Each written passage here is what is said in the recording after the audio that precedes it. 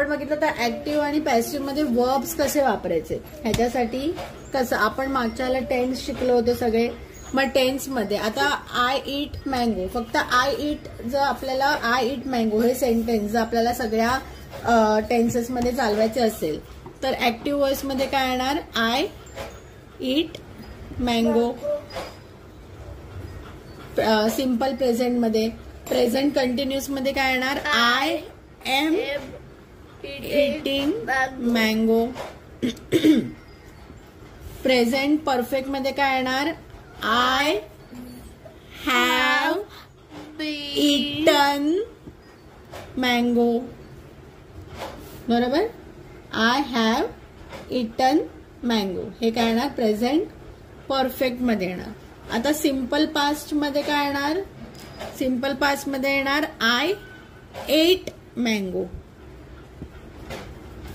Past continuous मध्ये येणार I was eating mango.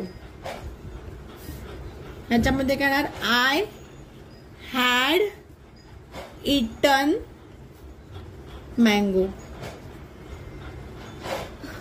बरोबर आहे. पास्ट परफेक्ट मध्ये I had eaten mango. Simple future मध्ये काय येणार आय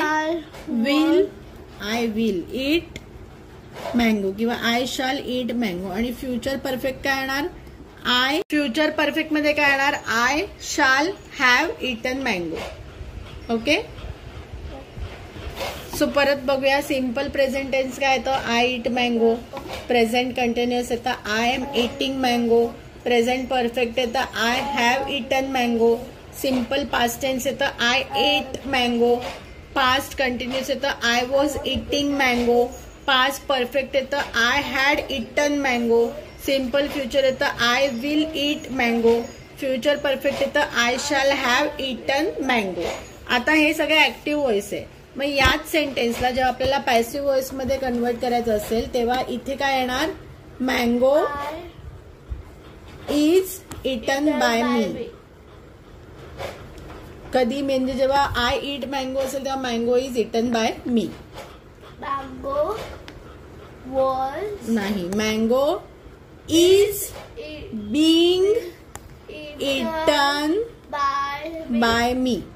काय येणार mango is being eaten by me.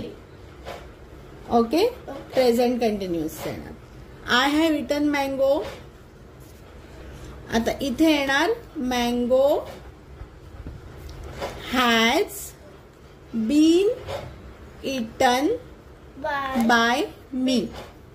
A mango has been eaten by me. Being येणार कारण इथे आय एन जी म्हणून इथे बीइंग लावलं. I ate mango. Mango was eaten by me कारण एट भूतकाळ आहे. Eaten by me.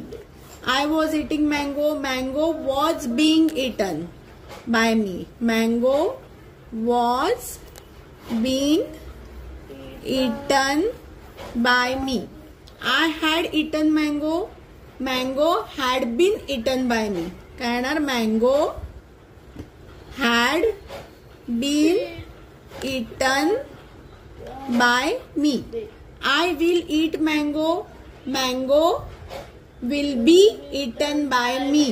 Mango will be eaten by me. आता बाय मी सगळीकडे कॉमन आहे म्हणून मी लिहित नाहीये.